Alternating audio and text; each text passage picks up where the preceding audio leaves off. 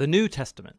If you open up a Bible to its table of contents, you'll see it's made up of two large collections, the Old and New Testaments. The word testament refers to a covenant partnership, which is what both of these collections are all about. They tell one epic and complicated story of God's covenant partnership with Israel and all humanity. The Old Testament is called Tanakh in Jewish tradition. It's a unified scroll collection of 39 Israelite texts that were over 1,000 years in the making. In contrast, the 27 books of the New Testament all came into existence within 30 to 40 years of each other. They were all written by first-generation followers of Jesus. From an early period, Christian communities began collecting these texts and reading them alongside the Old Testament as one unified story that leads to Jesus. The New Testament begins with 4 narrative books that together are called the Gospel. They tell the story of Jesus of Nazareth's life, death, and resurrection as an announcement of good news. They're followed by a 5th narrative work called Acts of the Apostles. Here, the risen Jesus commissions the apostles, a word that means the sent ones. They're appointed as Jesus' representatives to spread the good news about him throughout the ancient world. After Acts comes a collection of letters from the apostles. These were written to provide teaching and guidance for local communities of Jesus' followers called churches. There are 13 letters connected to the Apostle Paul, and they're not arranged in the order of when they were written, but rather from the longest to the shortest. Then there's the letter to the Hebrews, written by a close but unnamed associate of the apostles. After this are the letters of James, Jude, Peter, and John. 2 were brothers of Jesus, and 2 were among his first followers. The last New Testament book is the Revelation, a letter to 7 churches that reveals a prophetic word of challenge and comfort to all of Jesus' followers. So those are the books of the New Testament, but what are they about? And how do they connect with the Old Testament to make up one unified story? Think of it this way. The Bible is one long epic narrative with multiple movements or acts. The Old Testament recounts the first series of acts that give you everything you need to make sense of the story to follow. The core themes and the plot conflict are arranged in design patterns. And then in the New Testament, these are all picked up and carried forward to the story's culmination in Jesus. Let me show you what I mean. The first act is about God and all humanity. God provides a sweet garden temple for humans who are made to be God's partners in ruling the world. But the humans are foolish, and they give in to a dark temptation and rebel against God's wisdom. So they're exiled into a wilderness where they start killing each other. They build cities that spread their selfishness and oppression, leading up to the big bad city of Babylon. But God loves the world and its foolish humans, so he sets in motion a rescue plan by promising the arrival of a new human who will destroy the evil that has lured us into self-destruction. The next act of the biblical story is about God and Israel, and it develops the themes and patterns of the first act. God calls a new humanity out of Babylon into a sweet garden land. Abraham, Sarah, and his descendants, the Israelites. God promises that through them, divine blessing will be restored to all of the nations. Surely these are the new humans that we're waiting for, but the Israelites repeat humanity's rebellion against God, building their own violent cities that lead to self-destruction and another exile in Babylon.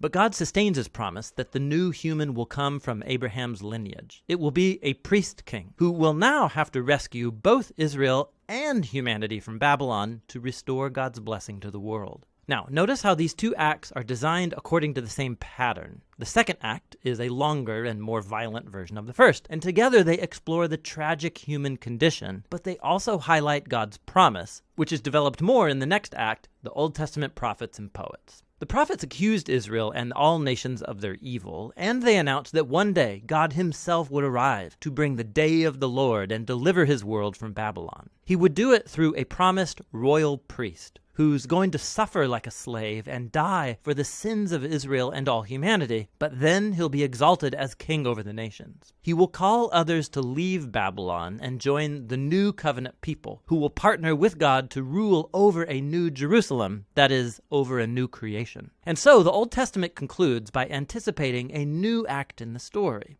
And when you turn to the New Testament, it's the same story, now being carried forward in Jesus. Let's see how. The 4 gospel accounts introduce Jesus of Nazareth, both as the promised son of Abraham who will restore God's blessing to the nations, and also as that new human who will defeat evil and restore humanity to partnership with God. So Jesus is portrayed as a human, and more. He went about announcing the arrival of God's promised kingdom, and he spoke and acted as if he was Israel's divine king. But instead of calling himself king, Jesus referred to himself as the Son of Man, that is, the human one who would act like a servant. The Gospels are making the claim that in Jesus, Israel's God has become the faithful Israelite and the true human that we are all made to be but have failed to be. Jesus' mission was to confront that dark evil that lurks underneath humanity's evil, luring us into selfishness, violence, and death. But how do you defeat that kind of evil? The surprising answer in the Gospels is that Jesus overcame our evil by allowing it to kill him on his paradoxical throne,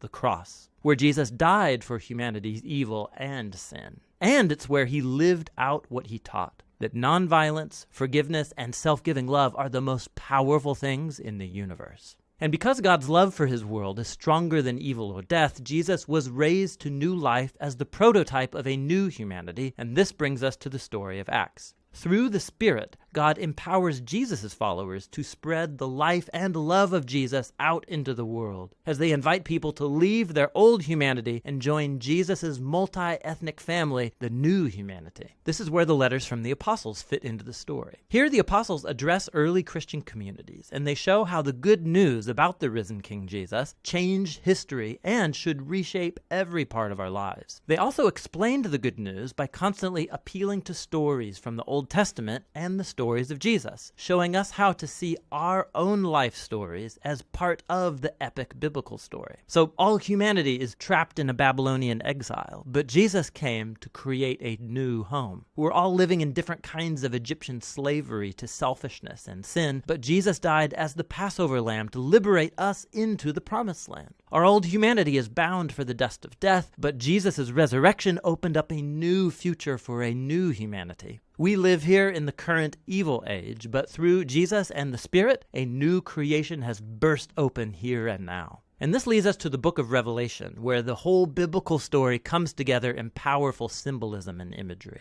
Jesus is portrayed as a slaughtered, bloody lamb, who is exalted as the divine king of the world. He's leading his people out of slavery and exile in Babylon, and as they resist Babylon's influence, they may have to suffer alongside their slain leader. But when you follow the risen king, not even death can prevent the dawn of the new creation, which is here depicted as a new Jerusalem garden temple, the true home of humanity after its long exile. And so on the Bible's last page, heaven and earth are reunited, and the new humans take up their appointed task from the Bible's first page, to rule the world together in the love and power of God. The New Testament is a remarkable collection of documents. They represent the testimony of the apostles that points us to the risen Jesus himself. And through God's Spirit, these human words have been speaking a divine word of hope from the 1st century to the 21st. Each book shows how God, through Jesus and the Spirit, is leading our world to its ultimate goal in a renewed creation. And so the story's end is really the beginning of a new story that is yet to be told. And that's what the New Testament is all about.